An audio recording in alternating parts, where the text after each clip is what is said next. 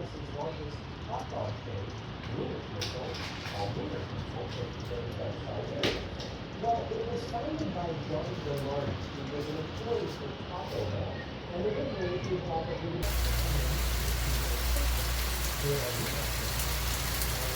Even though it had nothing to do with hot dogs.